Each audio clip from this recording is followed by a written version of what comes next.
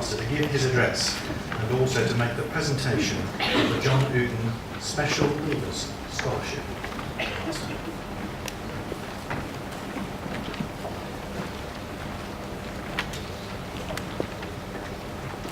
Thank you very much indeed. Good afternoon, ladies and gentlemen. Kim Jong-un is an unashamedly authoritarian figure. Incidentally, I said Kim, not kin. He executes many musicians, singers and dancers, and on average 15 colleagues per annum, often close advisors or audience members who fall asleep in his meetings. Kim made an appearance in school recently. The North Korean flag was hoisted over the school, no doubt as a symbol of the wicked, brutal Wellingborough regime. It led to a 50-something shinning up a flagpole to delicately remove it. Of course, I was only able to do this because of my six-pack, which itself was on full display to the whole school on a poster hanging from the coffee shop balcony. It was fun. So thank you to the mum, who I can see right now, whose Instagram initiative caught me at Valentine's gym. Bucket Day is a phenomenon which seems to be countrywide, usually harmless, self-indulgent, fancy dress. This year it perhaps went on a little too long. It lasted a week, perhaps overkill, but it was good fun. You've heard brilliantly from Sean and Shivani, and you'll hear from another star pupil guest later.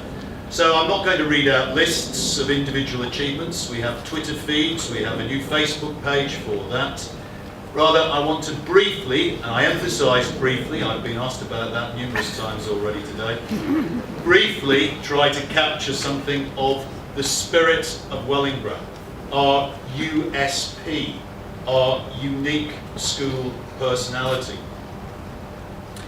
This week, Roy Hodgson failed ignominiously. Last week, snappy dressing Jeremy Corbyn and smooth David Cameron opened themselves up to approval, and they lost.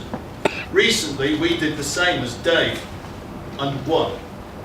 Because the results of the recent parental perception survey have already been influential in redoubling our efforts and commitment to the highest standards in every area.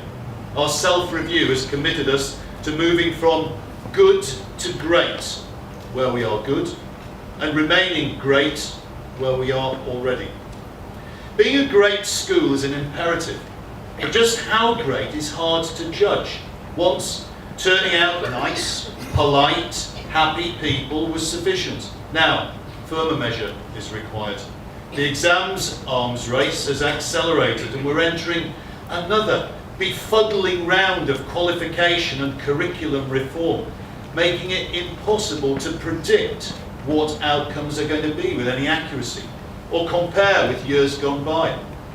All predictions are that grades will plummet when linear exams become the norm and dominate. As Anthony Selden, an erstwhile HMC colleague, commented, exams have become a mania, a frenzy, an obsession. The tendency is now to validate a school, a child, a teacher, only on their exam grades, with the effect that children appear to be less content. We all need to be reminded that exam results open doors. We heard it this afternoon in our presentation from Dr. Bain. But being schooled on a factory model where there is little inspiration, hashtag beyond the textbook, is not education at all. Last week, I met with an impressive young man, James Smith, who came from NSB to attend what he called, and I quote directly from him, some inspiration A-level economics lessons. It spoke volumes about the Wellingborough spirit, as did the experience of another young man whom I met, Tom Priest, from over the road in Wren. who marvelled at his A-level politics lessons here. The great standards achieved, for example, by the art department are quite evident in the current stunning art exhibition. The same could be said of inspirational teachers in every single department, in the social sciences, in the humanities, in modern and ancient languages, in the STEM subjects. There can be little doubt about being enthused, as were pre-prep Year 3 pupils when speaking with the nation's favourite, Tim Peake. This is what we all expect. Any visit to the pre-prep or the prep school rooms on Family of Schools Day would confirm this inspiration. We have a burgeoning programme of cerebral activities to complement classroom learning. Stretch and challenge lectures, such as those by Professor Bashford, Professor Joan Ellis, and today Dr. Peter Bain, are just 3 examples. Inspiration has been in evidence with the great, not good, music. The making of music has been outstanding in its diversity and quality this year. Young Voices, Spring Concert, Rock, Pop and Blues, the Castle Fields Bandstand Open Air Concert, the buzz generated by Runnels, Lloydfelt and Josh Blackmore, the collaboration between the chapel choir and the community gospel choir, and the spellbinding Hungarian choir last week.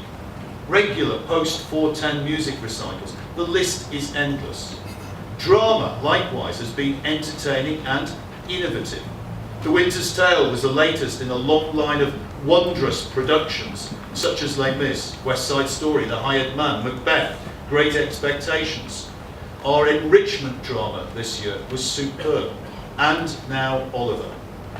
The audience witnessing our Arts Award evening was struck by designs and presentations of the highest, great qualities.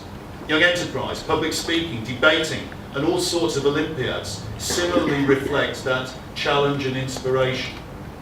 The foundations for this are often laid on visits, whether to the RSC at Stratford, or in London, or Seville, or Rome, or the fields of Flanders.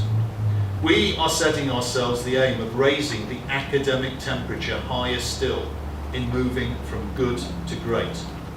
The label of great must mean that every pupil aspires to and achieves the very best that they can personally. Nothing less is enough from pupils and teachers alike. In a very competitive climate, entry to the very best universities is harder than ever.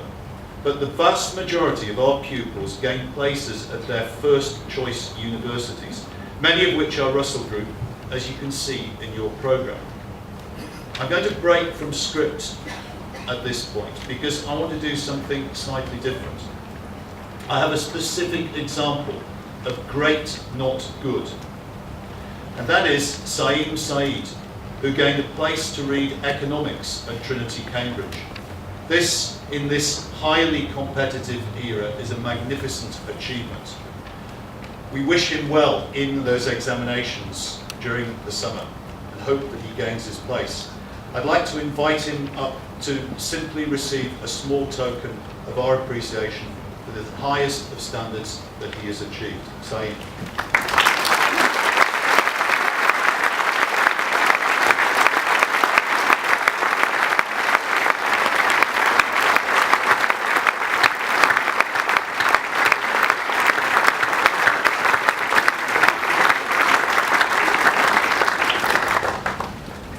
Every school is defined by the quality of the pupils who emerge at the end of their school days, and then their subsequent achievements. This year, we have a significant number of OWs gaining first-class honours degrees at great universities. We need to herald these great achievements. Michael Dairaj, our marketing director, has been set a challenge of promoting and marketing our academic successes more vigorously.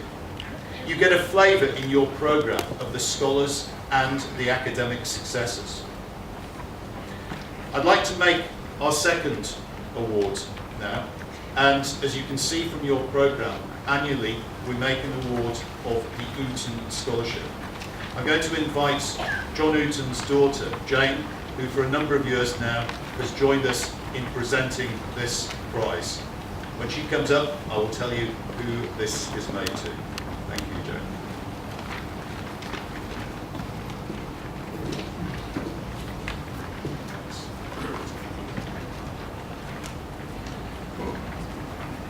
Mathematician, music scholar, gold, D of E, county cross-country runner, school prefect. This year's Ooten Scholarship Award winner is Ben Minter.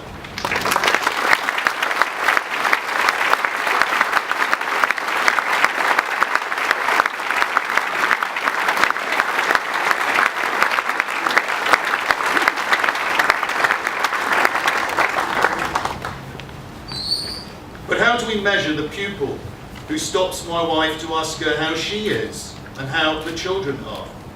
Or the pupil commitment to Macmillan coffee and breakfast? The uncomplaining pupil in freezing D&E expeditions? Or the pupils smiling their way through house pancake racing? How do we measure the praise afforded our pupils from an Australian headmaster who witnessed them at the Meningate ceremony? You can be rightly proud of your pupils, he said to me. How do we measure the Monarch Airline comments? You have been the best school party we have had in years. It was a pleasure to have you on board. Or the gentleman, as part of our community cohesion programme, invited to Remembrance Sunday in his wheelchair, arriving with his carer, so excited to be invited to Wellingborough School that he was up and dressed at 5 a.m. This is the spirit of Wellingborough. Last night's Sport Award evening was inspirational. Under-18 indoor hockey girls, the under-16 hockey squad. Remember that they defeated Oakham, Rugby and Oundle on penalties on their way to the Olympic Park. I'll just repeat those again. Oakham, Rugby and Oundle. The under-15 boys in both rugby and football. The 7th success down in the prep school. The first 11